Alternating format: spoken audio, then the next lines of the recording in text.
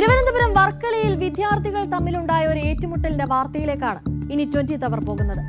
ഒരു വർഷം മുൻപ് നടന്ന തർക്കത്തിലുണ്ടായ പകയായിരുന്നു ഈ ആക്രമണത്തിന് പിന്നിലെ കാരണമെന്നതാണ് ഞെട്ടിപ്പിക്കുന്ന മറ്റൊരു കാര്യം.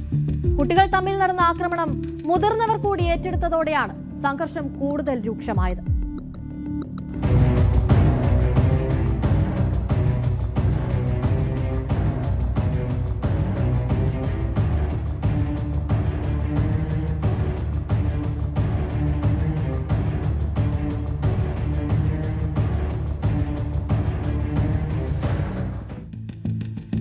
തിരുവനന്തപുരം വർക്കലയിലാണ് വിദ്യാർത്ഥികൾ തമ്മിൽ ഈ ഏറ്റുമുട്ടൽ ഉണ്ടായത്.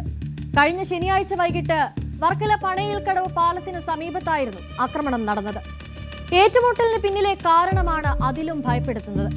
ഒരു വർഷം മുൻപായിരുന്നു വക്കം സ്കൂളിലെ കുട്ടികൾ തമ്മിൽ സ്കൂളിൽ വെച്ച് അക്രമം നടക്കുന്നത്.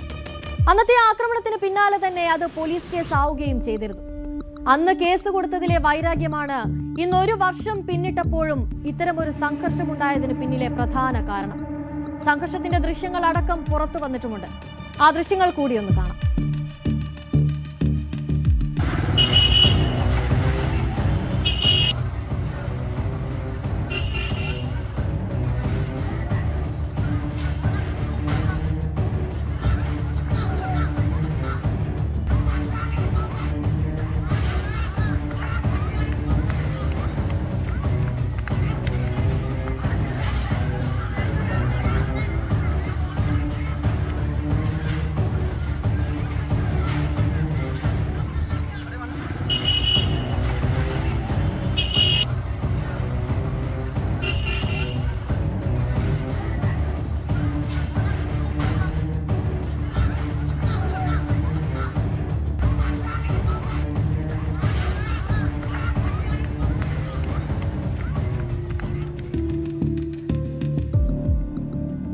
കുട്ടികൾ തമ്മിൽ സ്കൂളിൽ നടന്ന ആക്രമണം മുതിർന്നവർ ഏറ്റെടുത്തതോടെയാണ് പ്രശ്നം കൂടുതൽ രൂക്ഷമാകുന്നത്.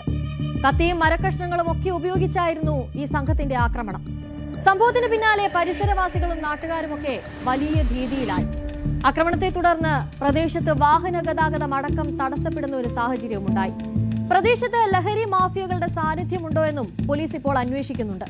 സംഘർഷത്തിന് പിന്നാലെ ഒളിവിൽ പോയ പ്രതികളെ പോലീസ് പിടികൂടി കോടതിയിൽ ഹാജരാക്കി റിമാൻഡ് ചെയ്തിരിക്കുകയാണ്. വക്കം സ്വദേശികളായ ബിന്യാനാസ്, ഹിഷാം ആഷിഖ്, മുഹമ്മദ് ഹിഷാം, വർക്കല അകത്തുമുറി സ്വദേശികളായ ആഷിദ്, ശ്രീരാമകൃഷ്ണൻ, സജിത്ത്, എബിൻ എന്നിവരെയാണ് വർക്കല പോലീസ് അറസ്റ്റ് ചെയ്തത്.